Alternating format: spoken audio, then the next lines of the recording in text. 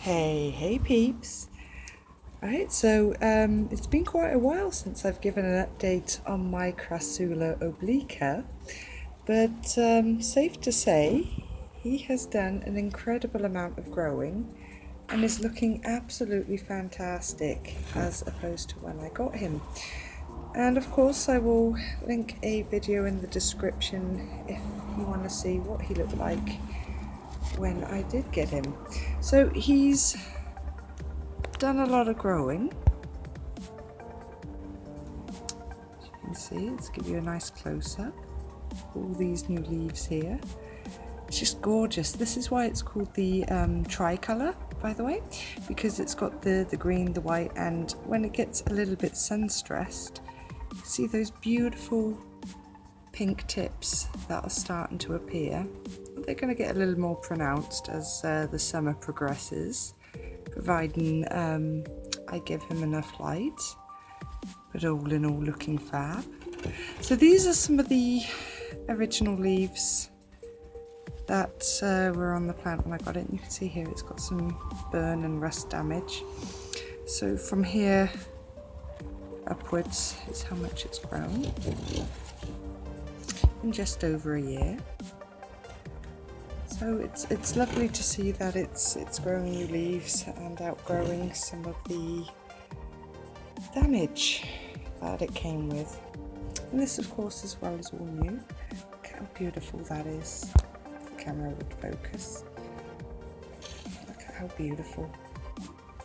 This is easily, I think, next to the Hummel's Ghost. I mean, I like the Hummel's Sunset, but there's just something about that extra variegation with the Hummel's Ghost and this one here that kind of make it my favourite. I mean, the original Crassula ovata, don't get me wrong, it's beautiful, but yeah, it's just green. There's nothing really special about the leaves. I mean, it's a special looking plant when you get it to grow, but I don't know, it's something about the leaves that just give it the extra attraction for me.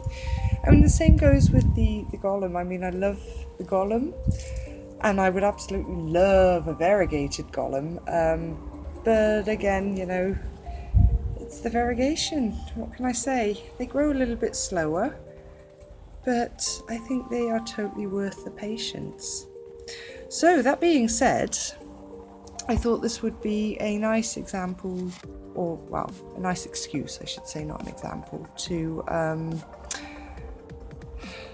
make some cuttings. So I've got two pots stood ready there, and I think because it's starting to get a little bit wobbly in this pot and just a little bit top heavy, I think I want to take it back a little bit, make some extra cuttings so I have more than just one of these plants, because like I said, it's definitely one of my favourites. And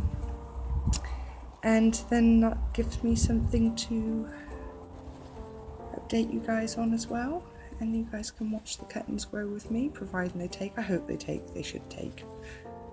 I hope. But yeah, they generally do. I mean, I tried to propagate this by leaf before, but the plant grew, but it just, I mean, I think I took 6 leaves, but it just reverted back to a solid green. So the plant was growing and it looked like this, but it was just green. So I think if you propagate by leaf, you don't have 100% chance. I don't know what the percentage is for you to get a variegated one. I just think it's significantly lower.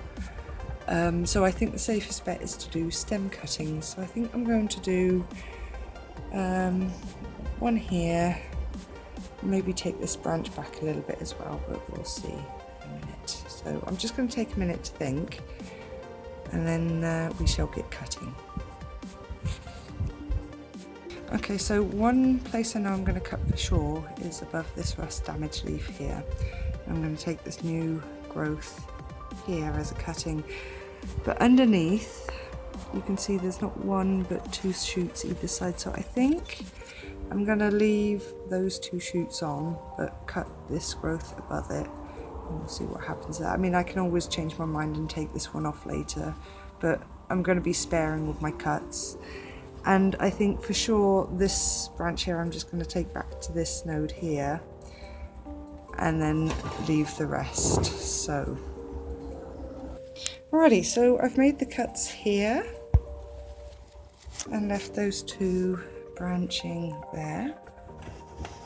And I have completely cut back this one here, so hopefully it sprouts and branches a bit new growth and gives it a bit of a chance to thicken up and support itself a bit more. But I think it looks good like that. So here are the cuttings that I took. So from here I think I can make two from that one, and that's obviously just one. I'm not going to bother propagating the leaves because, yeah, like I said, there's not really much of a chance that when it grows it's going to be variegated. Then I'm going to feel bad about throwing it out because it's the wrong colour, because that's racist. It's racist. Don't be racist.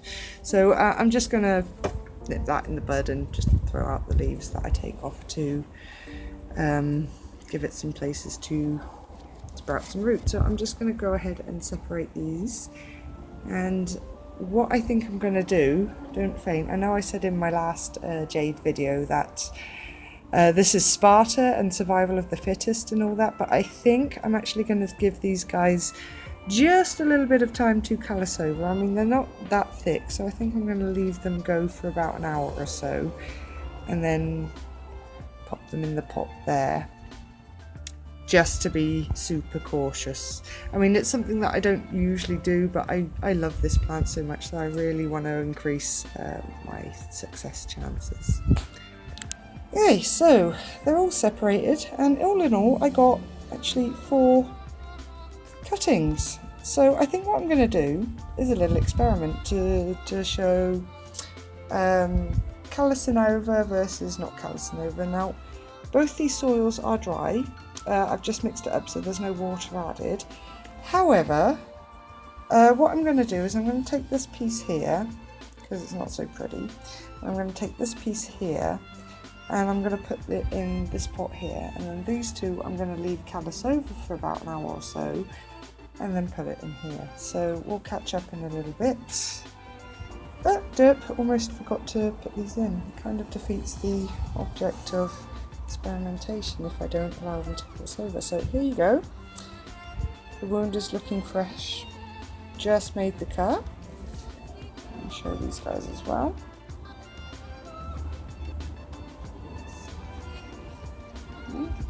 So I'm going to put this one in here. So you can see here the soil is dry. Not a drop of moisture in there. I'm just going to cover that up like that. And get this guy here. The reason why I'm doing 2 per pot is because I'm running out of space and spare pots. So although I've managed to get rid of a few of my houseplants, yes, I know it's a sad day, so I'm slowly making space for the bigger plants, well, the plants that are getting bigger, and the plants that I actually really want to keep long term. Okay, so those are the not allowed to callus over ones, and these are the ones that I'm going to leave to callus over for about an hour or so. And here's the wound from the mother plant. So I'll show you what it looks like when I get back. So it's been about 2 hours. You can see here on this bigger wound that it's just a little bit less shiny, and it's started to form like a scab over the wound, so you can see it doesn't look all glistening as it did before. And here on the smaller cuts, you can see here it started to like shrivel a little bit around the edges, and it's got like a little bit of a crust forming there. And here's the other one. So I'm just going to pop them in here now, because that's, I mean, you can leave them overnight, but like I said, these stalks aren't really all that thick, and they've got a little bit of a callus over there, and this soil isn't really wet, so they'll be alright.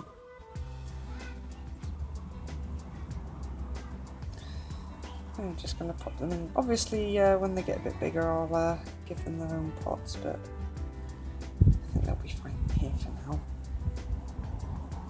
So there you have it. my Crassula obliqua tricolour cuttings all done. So thanks for watching, peeps. As always, it's much appreciated. Much love, and I will see you in the next video. Bye bye.